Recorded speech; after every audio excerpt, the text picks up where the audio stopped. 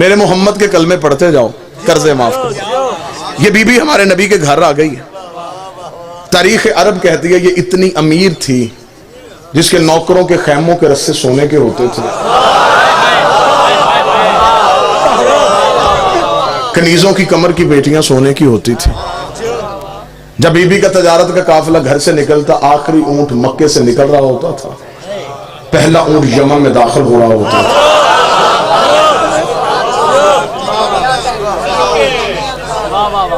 یہ ہمارے نبی کی وہ بیوی ہے جس نے اسلام سے لیا نہیں،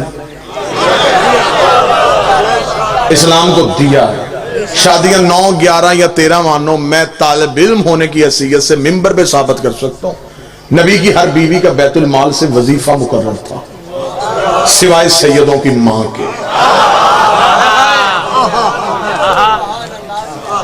اور یہی وجہ ہے، میری جسارت ہے کہ میں اتنے بہترین علماء کرام کے سامنے یہ لفظ کہہ رہا ہوں۔ جناب سیدہ نے جب دربار خلافت میں خطبہ دیا تھا تو خطبہ میں ایک لفظ بی بی نے کہا تھا۔ جب میں نے بی بی کا مقدمہ پڑھا تو مجھے اس لفظ پہ اپنی جان سے زیادہ پیار آیا۔ شہزادی نے دربار میں کھڑے ہو کے کہا، چل چھوڑ تو وراثت، چل چھوڑ تو میرے باپ کا حق، میں بطول تجھے کہہ رہی ہوں میری ماں کا قرضہ مجھے واپس کر۔ جو بندہ بول سکتا وہ بولے، جو حق سیدات سننے کے لیے آج تک اسلام، بسم اللہ صلی، میری ماں کا قرض مجھے واپس کر۔ صدق کی صورت میں آج تک مسلمان مقروض ہے سیدوں کا۔ خمس دینا تمہارا سید پہ احسان نہیں۔ آج تک جو بھی زمین دانہ دے رہی ہے یہ سیدوں کا صدقہ ہے،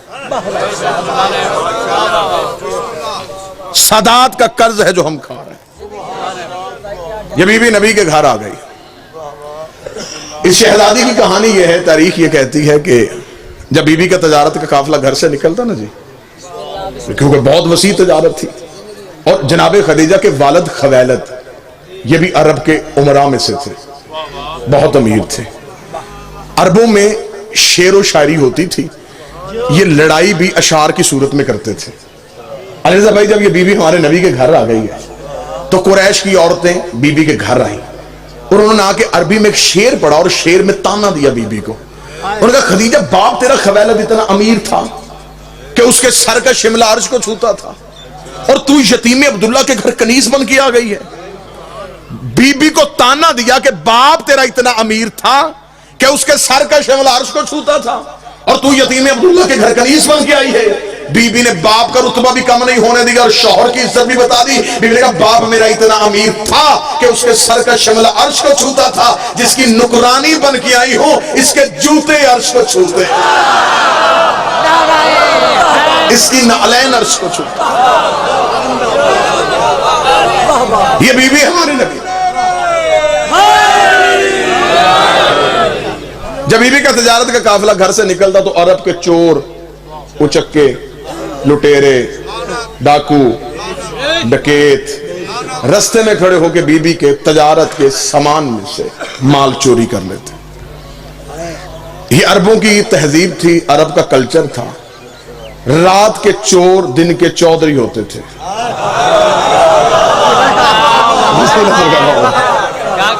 رات کو چوریاں کرنا، دن کو مطمئن ہو کے ڈیرے پہ بیٹھ کے فیصلے کرنا۔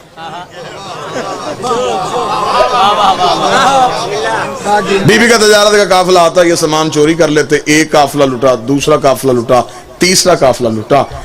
بار بار نوکر آ کے کہتے رہے کہ بی بی مکے کی گلیوں سے سامان چوری ہوتا ہے۔ چوتھے دن بابا مشتاق جی شریعت کی ملکہ نے حیا کا برقع سر پہ لیا، بابا عمران شاہ جی اپنے گھر سے نکلی، خرامہ خرامہ چلتی رک گئی آ کے ابو طالب کے ڈیرے کے دروازے پہ۔ جنگ کا گرد و نواح میرے سامنے ہے۔ عرب میں جب کسی کا چولہا بھی نہیں جلتا تھا، علی کے باپ کا ڈیرا اس وقت بھی چلتا تھا۔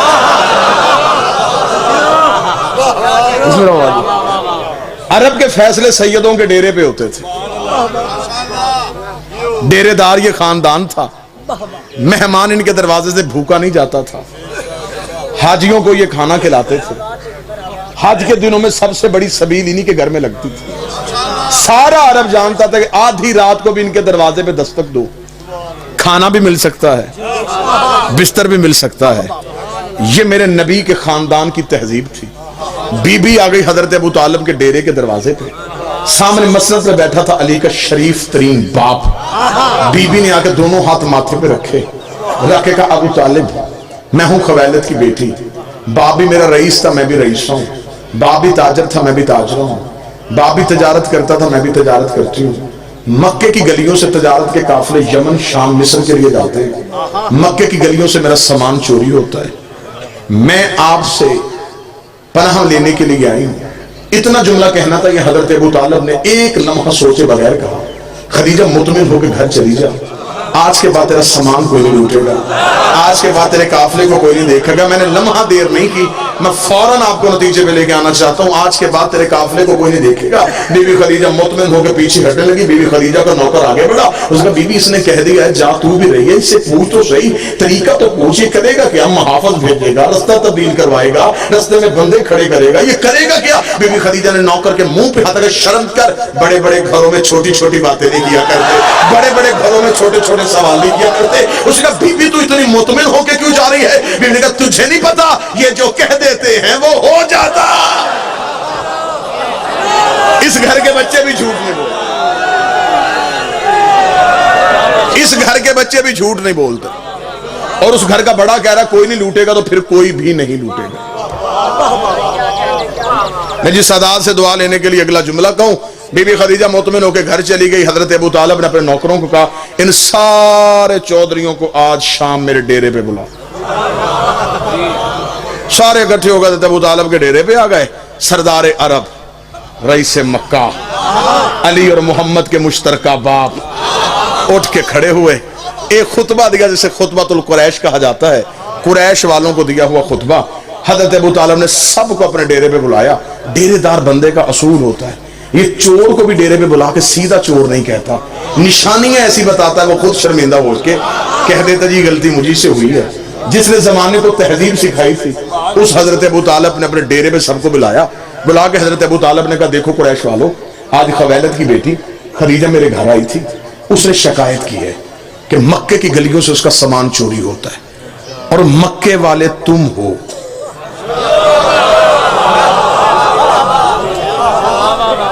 लिहाजा मैं ये नहीं कहूंगा कि कौन चोरी करता है, मैं सिर्फ तुम्हें ये समझाना चाहता हूं, आइंदा से काफिला ना लूटना। बाबा जी, ये मैं हाथ बांध के कहने लगा हूं, जितने भी जाकरीन वाइजीन मिंबर पे बैठे, आखिरी बंदे तक, ये जुमला मेरा नहीं, जुमला है हजरत इमरान का, जिसका बेटा बोले तो नहजुल बलागा बने, वो बाप कितना फसीहो बलीग होगा। हजरत अबू तालिब का जुमला मेरी पूरी जिंदगी की खताबत पलड़े पे रखी जाए, ये जुमला फिर भी वजनी है। हजरत अबू तालिब का मैं तुम्हें घर बुला के सिर्फ इतना समझाना चाहता हूं, औरत के काफिले लूटना कोई मर्दानगी नहीं है। हाय हाय हाय, औरत के काफिले लूटना कोई मर्दानगी नहीं, ये कोई तरीका है? वो पर्दादार मजदूर है, तुम उसका सामान चोरी करो। बिस्मिल्लाह सरकार। इतना जुमला कह रहा था, यहां एक बंदा उठ के खड़ा हो गया, उसने कहा, अबू तालिब तेरे मशवरे का शुक्रिया, लेकिन पहले यह बता कि हम करें तो करें क्या? अरब में कारोबार क्या है? पत्थर बेचें? सिवाय पहाड़ों के यहां पे है क्या मक्के में? न सनत न ज़रात, छोटे छोटे हमारे कबीले हैं, इतने दूर दूर के मुल्क है तजारत के लिए। अगर वहां तक तजारत के लिए जाएं तो जितना रस्ते में खर्चा है उसमें तो हमारा माल चला जाएगा। अब मेरी कौम के नौजवान सर उठाना, हज़रत अबू तालिब ने कहा, तुमने मुझे पहले क्यों नहीं बताया कि तुम्हारे पास करने के लिए कारोबार कोई नहीं? इल्म मुआशियात का, इल्म इक्तिसादियात का, इल्म अकाउंट्स का सबसे पहला कानून अली के बाप ने बनाया था। आज तक दुनिया का इस्लामिक बैंकिंग निजाम अबू तालिब के बनाए कानून पे चल रहा है। हज़रत अबू तालिब ने कहा, तुमने मुझे पहले क्यों नहीं कहा तुम्हारे पास करने के लिए कुछ नहीं? जाओ, मैं तुम्हें मशवरा देता हूँ, जिसके घर एक ऊंट है एक ऊंट ले आए, जिसके घर एक घोड़ा है घोड़ा ले आए, जिसके घर एक बकरी है एक बकरी ले आए, जिसके घर कुछ भी नहीं एक मुठ जौ ही ला के खदीजा के तजारत के एक सामान में रख दो। जब तजारत का काफिला वापस आए, जिसका एक ऊंट है दो ले लेना, जिसके दो ऊंट है चार ले लेना। जितना दोगे घर बैठे उतना मुनाफा मिलेगा। अब गए घरों में जो था जो था, जो था। बाबा जी अब मुझे माफ कर दीजिएगा, अब मैं यहाँ पे जुमला छुपा नहीं सकता। अब तरीक ने यहाँ पे डंडी मारी है, मौरख ने इस्लामियात और दीनियात में लिखा है फलां बंदा अपने घर में गया, उसने दीवारों पे हाथ मारे, सुई भी ना छोड़ी, सब कुछ अल्लाह की राह में दे दिया। उसने इतने ऊंट अल्लाह की राह में दे दिए, उसने इतने कुएं अल्लाह की राह में दे दिए। कुरान मिंबर पे लेके आओ, मैं कुरान सर पे रख के तरीक का जामन होकर ऐलान करने के लिए तैयार हो। किसी ने भी अल्लाह की राह में नहीं दिया था, जिसने भी दिया डबल करवाने के चक्कर में दिया, दुगना करवाने के चक्कर। अगर किसी ने अल्लाह की राह में दिया होता तो खुदा कुरान में जिक्र कर देता। ना ना मैं दलील देता हूं, मैं दलील देता हूं, परेशान ना होंगे आप, मैं दलील देता हूं। अगर कोई अल्लाह की राह में देता, खुदा कुरान में आयत भेजता, जिन्होंने दिया उनकी रोटियों का भी है, जिन्होंने नहीं दिया उनके ऊंट का भी कोई नहीं। अब गए जो था ला के हज़रत अबू तालिब के भाई, शायद मैं इसी मोड़ पे बात खत्म कर दूं। बड़ा बेहतरीन, बड़ा लतीफ सा खताबत का एक नुक्ता आप गया बाबा जी। अब गए जो था ला के हज़रत अबू तालिब के सेहन में रखा। क्या लगा अबू तालिब हम नहीं जानते वो कौन है, सामान दिया तुझे, दुगना लेना है तेरे घर से आके। हज़रत अबू तालिब का सामान यहां रखो, चले जाओ, जब तजारत का काफिला वापस आए उधर नहीं जाना, इधर आना, मैं तुम्हें यह माल दुगना कर दूंगा। अब सामान रख के चले गए, एक बंदा भी खामोश रह गया तो मैं समझूंगा कि मेरी मेहनत जाया हो गई। सामान रख के चले गए। हज़रत अबू तालिब ने मुस्कुराते हुए अपने नौकर को कहा, खदीजा के नौकरों को बुलाओ। बीवी खदीजा के नौकर आए, हज़रत अबू तालिब का सामान पूरा करो, यही चोरी हुआ था। हाय हाय हाय हाय हाय हाय हाय, सामान पूरा करो।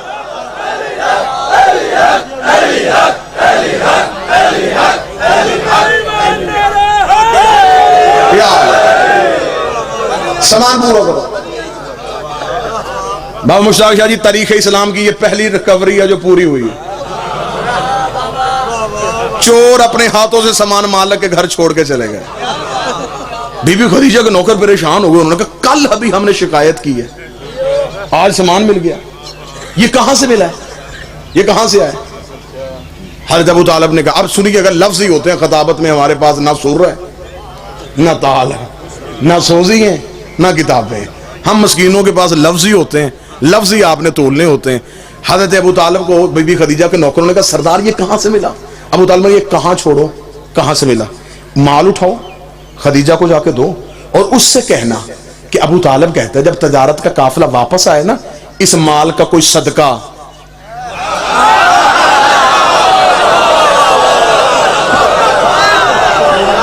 इसका कोई सदका इन्हें दे दे। अभी इस्लाम नहीं आया,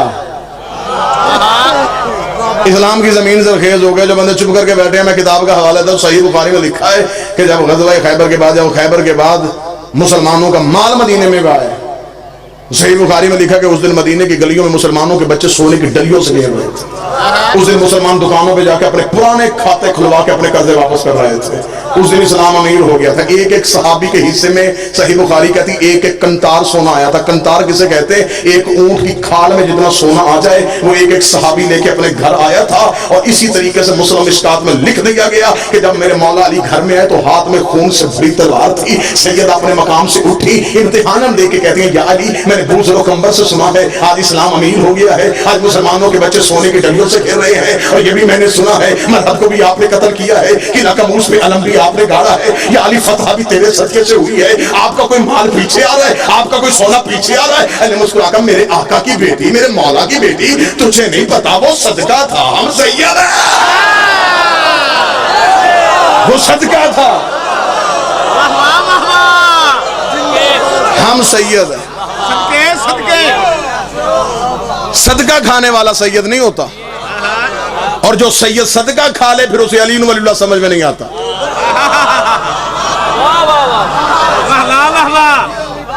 सदका सैयद खा नहीं सकता, अगर अंदर चला जाए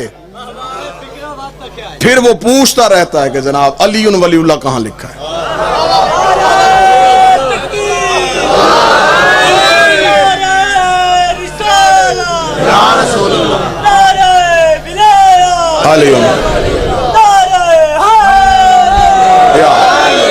نہیں گفتگو ختم، اس مال کا کوئی صدقہ ہی نہیں دے۔ چلے گئے بی بی خدیجہ کے نوکر، جا کے بی بی کو خبر دی کہ بی بی سامان تو سارا مل گیا۔ بی بی کا سامان سارا مل گیا، پھر کہنے کہ وہ ابو طالب نے کہا ہے کہ اس مال کا کوئی صدقہ۔ تاریخ کہتی ہے کہ جب تجارت کا قافلہ واپس آئے 80,000 طلائی سونے کے دینار، بی بی خدیجہ کو پہلے سے زیادہ منافع ہوا، کیونکہ اگلی رات جب تجارت کا قافلہ گھر سے نکلا چور محافظ بن گئے تھے۔ 80,000 طلائی دینار پہلے سے زیادہ منافع ہوا۔ 80,000 طلائی دینار کو یوں اپنی چادر میں لے کے، اب پھر میں لفظ قیمتی کہنے لگا ہوں، کوئی منت نہیں، جو بول پڑے گا نوکر پہ احسان کرے گا۔ یوں 80,000 طلائی دینار اپنی چادر میں لے کے کائنات کی پہلی خمس دینے والی عورت سیدوں کے گھر حق دے کے گئی، یوں آ کے مار رکھا۔ حضرت ابو طالب نے 80,000 طلائی دینار دیکھے۔ دور کون تھا جب لوگ ایک وقت کی روٹی کو ترستے تھے۔ حضرت ابو طالب نے کہا خدیجہ یہ کیا؟ فرمایا یہ سب کچھ آپ کی ذہانت کی وجہ سے ہوا ہے، یہ آپ کا حصہ ہے، میں آپ کو دینے آئی۔ حضرت ابو طالب مسکرا کے کہا خدیجہ تجھے نہیں کسی نے بتایا کہ ہم اجرت لے کے احسان نہیں کرتے؟ اسے کہا اگر آپ اجرت لے کے احسان نہیں کرتے پھر ہم بھی شرمندگی کی زندگی نہیں جیتے۔ احسان کیا ہے کچھ رکھیں، ابو طالب رکھتے نہیں تھے، خدیجہ اٹھاتی نہیں تھی، درمیان میں توحید اتر آئی۔ حضرت ابو طالب نے کہا احسان کرنا چاہتی پر ایک احسان کر، بھتیجا میرا جوان ہے۔ حکم کیا تھا میرے بھائی نے، یہی سطر پڑھ دیتا ہوں، میرے بڑے بھائی عبداللہ کا بیٹا ہے، نام اس کا محمد ہے، اگلا جو تیرا تجارت کا قافلہ جائے اس میں میرا محمد ساتھ لے کے جانا، ہم تمہیں بتائیں کہ ہم کون ہوتے ہیں۔ اگلی صبح شریف ترین چچا اپنے شریف ترین بھتیجے کو نوکری دلوانے کے لیے خدیجہ کے محل کے دروازے پہ پہنچا۔ ملکہ شرافت اپنے بستر طہارت سے تڑپ کے اٹھی، حریر و رندید کے پردوں کو پیچھے ہٹا کے دیکھا، بچپن میں جسے خواب میں دیکھا کرتی تھی، مجسم محمد کی صورت میں دروازے پہ کھڑا تھا۔ بی بی نے نوکروں کی لائن لگی ہوئی میں سے ایک نوکر کو اٹھایا، نام اس کا میسرہ تھا، لیکن میسرہ اٹھ جا، یہ ہے سردار ابو طالب، یہ ہے اس کا بیٹا، اس نے آج رات قافلے میں ساتھ جانا ہے۔ میسرہ تیرا صرف ایک ہی کام ہے، نہ تو نے بوری اٹھانی ہے، نہ تو نے بوری رکھنی ہے، نہ تو نے مال بیچنا ہے، نہ تو نے نفع گننا ہے، نہ تو نے نقصان کا کوئی خطرہ ہونا چاہیے۔ میسرہ تو نے کوئی تجارت کا کام نہیں کرنا۔ بی بی پھر میں نے کرنا کیا ہے؟ بی بی کہتی تیرا صرف ایک ہی کام ہے، ذمہ داری میں تجھے دے کے بھیج رہی، تو نے اس محمد کے پیچھے سایہ بن کے رہنا ہے، اس محمد کے پیچھے سایہ بن کے رہنا ہے، مجھے واپس آ کے بتانا ہے اس کا اٹھنا کیسا ہے، اس کا بیٹھنا کیسا ہے، اس کا سونا کیسا ہے، اس کا جاگنا کیسا ہے، اس کا چلنا کیسا ہے، اس کے چلنے کے طریقے کیا ہیں، اس کے کھانے کے سلیقے کیا ہیں، اس کے پہننے کے آداب کیا ہیں، اس کے بولنے کا طریقہ کیا ہے۔ میسرہ سایہ بن کے پیچھے چلے جا۔ میسرہ نے ایک نظر پیغمبر کو دیکھا، پھر بی بی کو دیکھا، پھر پیغمبر کو دیکھا، پھر بی بی کو دیکھا، بی بی اس کا سایہ بنا رہی ہے، اس کا تو اپنا سایہ ہی کوئی نہیں،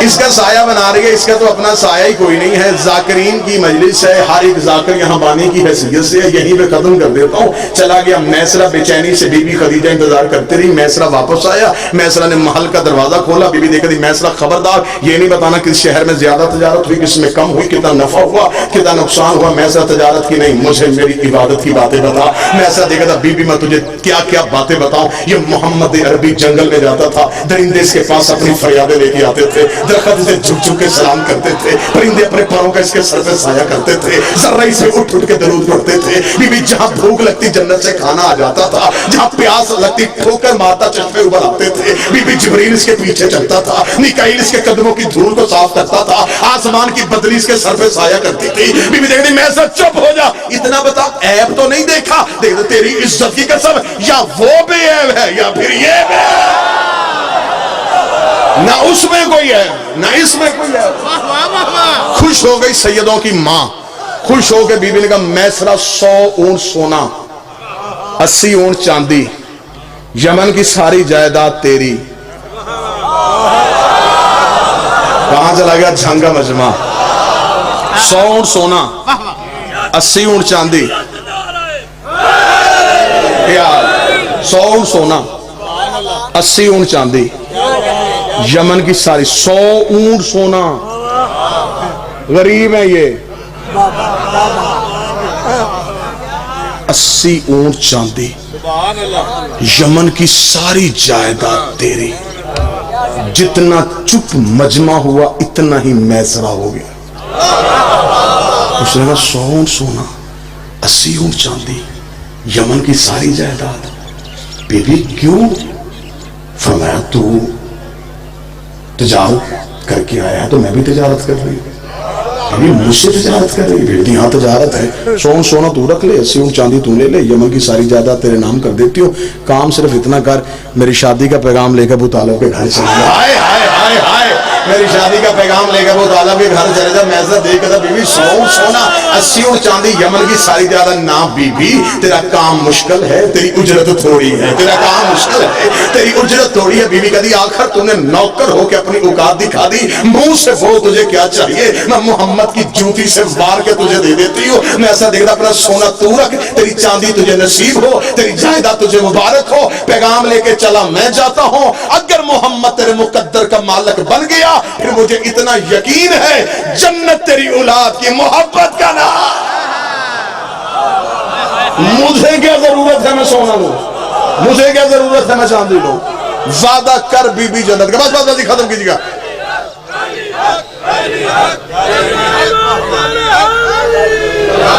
وعدہ کر بی بی جنت کا، وعدہ ہو گیا جنت کا، چلا گیا میسرا۔ اب یہاں میں چند بندوں کے ذہن پہ سوال آ گیا، وہ خطیب بھی کیا جو مجلس پڑھے اور چہرے نہ پڑھے؟ جی پیغام بی بی نے بھیجا، ہاں ہاں بی بی نے بھیجا۔ اگر پیغام نبی بھیجتے آج مولوی بھونک دیتا، مالدار جو تھی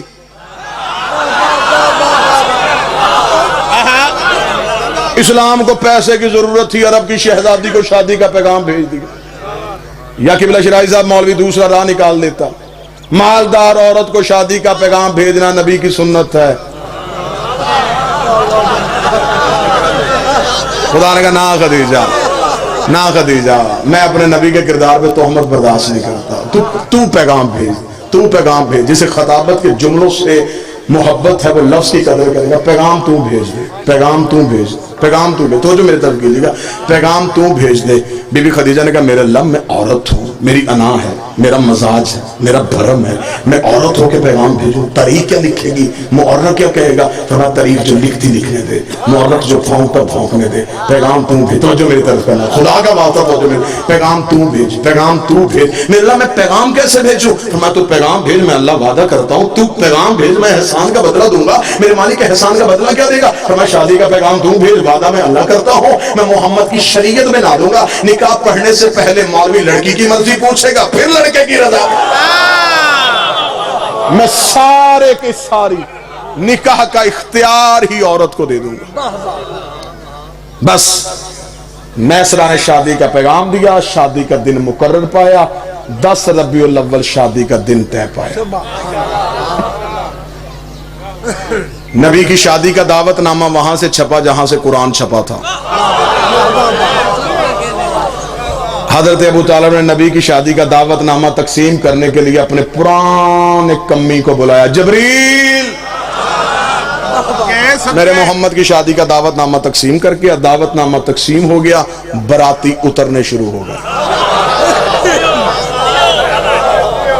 آپ شادیوں میں جاتے ہیں، جس گھر میں شادی ہو، شادی سے 1 ہفتہ 10 دن پہلے قریبی عزیز آ جاتے ہیں، پھر وہ جو گھر کا بزرگ ہوتا ہے اسے کہتے ہیں جی ہم پہلے اس لیے آ گئے، آپ کے گھر میں شادی ہے، ہمارے لائق کوئی حکم، کوئی خدمت، کوئی ذمہ داری، کوئی کام۔ ابو طالب کے صحن میں 1.25 لاکھ نبی کہہ رہے تھے، ابو طالب بتا ہمارے لائق کوئی خدمت، کوئی حکم، کوئی ذمہ داری۔ حضرت ابو طالب نے ذمہ داری لگائی، یوسف تو میرے محمد کے حسن کا صدقہ دے، ابراہیم تو میرے نبی کے سر پہ تاج خلت رکھ، داؤد تو زبوری لہجے میں محمد کا سہرا پڑھ۔ مکے کا کچا رستہ تھا، براتی عرش والے تھے، پانی کے چھڑکنے کا بندوبست اسے دیا جس کے قدموں سے اللہ نے زمزم کو نکالا تھا۔ بس سرکار بالکل آخری جملہ آ گیا، بابا جی تشریف لے آئے، اتنے ذاکرین سے اتنا وقت لے لیا، ان سب سے میں معذرت خواہ ہوں۔ برات نبی کی گھر سے نکلی، جب دلہا اپنے گھر سے نکلا، یاسین کا سکرہ، مزمل کی مہندی، طٰہٰ کی لڑیاں، یمشون عرض کی لڑیں، انما یرید اللہ کی چادر، انما ولیکم اللہ کی انگوٹھی، قل اعوذ برب الفلق کی دھوئی۔ ابو طالب ہاتھ پکڑ کے کہا، اور رب کے گستاخو دروازے کھول کے دیکھو، عبداللہ کے یتیم کی نہیں، میرے سردار کی برات آئے۔ سج کے دھج کے برات ابو طالب کے گھر میں پہنچی۔ ابو طالب کے گھر سے نکل کے برات جب بی بی خدیجہ کے آنگن کے دروازے پہ پہنچی، براتیوں کا روب تھم گیا۔ برات میں کہیں ابراہیم، اسماعیل، یوسف، یعقوب، یحییٰ، زکریا، عیسیٰ، موسیٰ۔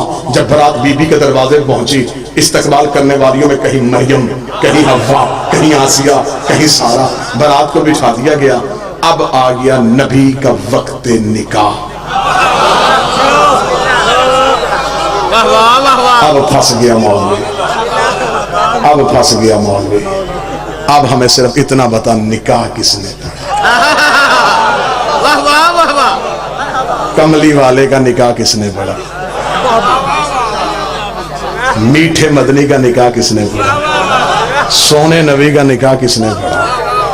کیونکہ جس وقت نکاح ہو رہا ہے اس وقت کسی کا باپ بھی مسلمان نہیں تھا، تو مرضی کا نام فٹ کر لیتا، لیکن ان میں سے کوئی بھی نہیں تھا، وہ بہت بعد میں آئے ہیں۔ 3 کتابوں کے حوالے، 1 2 3 4 5 6 ویڈیو کیمرے کی موجودگی میں 3 کتابوں کے حوالے: تاریخ طبری 1، سیرت ہشام 2، سیرت حلبیہ 3۔ تینوں کتابیں اہل سنت بھائیوں کی، تینوں کتابیں برادران اہل سنت کی۔ تینوں کتابوں میں لکھا ہے کہ حضرت ابو طالب نبی اور بی بی خدیجہ کے درمیان بیٹھے، درمیان بیٹھ کے حضرت ابو طالب نے کہا، الحمدللہ الذی جعلنا من ذریۃ ابراہیم ونسل اسماعیل واحکاما للناس وابن الصفا وابن مروہ وختم النبیین من راسہ ھذا اخی محمد ابن عبداللہ ھذا شرفا ونبلا وفضلا کثیرا۔ حضرت ابو طالب نے دونوں کے درمیان بیٹھ کر تعریف اس اللہ کی جس نے ہمیں ابراہیم کی اولاد میں رکھا، جس نے ہمیں ابراہیم کی اولاد میں رکھا، جس نے ہمیں ابراہیم کی اولاد میں رکھا، جس نے ہمیں اسماعیل کی نسل میں رکھا، واحکاما للناس، ہمیں انسانوں کا حاکم بنا کے بھیجا۔ اللہ نے ہمارے سروں پہ تاج نبوت کو سجایا ہوا ہے، کعبے کی چابی ہمارے گھر پڑی ہے، حاجیوں کو کھانا ہم کھلاتے ہیں، اور یہ میرے بڑے بھائی عبداللہ کا بیٹا محمد ہے، ھذا شرفا ونبلا وفضلا کثیرا۔ پورے عرب میں اس سے بڑا شریف کوئی نہیں ہے، پورے عرب میں اس کی فضیلت کا ثانی کوئی نہیں ہے۔ میں اسے ساتھ لے کے تمہارے قبیلے کی باعزت محترمہ مکرمہ بی بی خدیجہ سے اس کا نکاح کروانے کے لیے آیا ہوں۔ یہ جملہ کہنے کے بعد حضرت ابو طالب اپنے مقام سے اٹھ کے کھڑے ہوئے، بی بی خدیجہ کے پورے خاندان کی آنکھوں میں آنکھیں ڈال کے حضرت ابو طالب نے کہا، اے خاندان خویلد، حق مہر تم بتاؤ، رقم میں ادا کر دیتا ہوں، حق مہر تم بتاؤ، رقم میں ادا کرتا ہوں۔ آؤ حضرت ابو طالب سے پوچھے، مولا کس خاندان سے کہہ رہا ہے جن کے رستے میں ایرانی قلین بچتے ہیں، جن کے نوکروں کے خیموں کے رستے سونے کے ہوتے ہیں؟ مولا زمینیں مانگ لی کہاں سے دے گا، آسمان مانگ لیا کہاں سے دے گا؟ ابو طالب کا گستاخ نہ بن، اللہ نے کائنات میں وہ چیز پیدا ہی نہیں کی جس میں میرے علی کی حکومت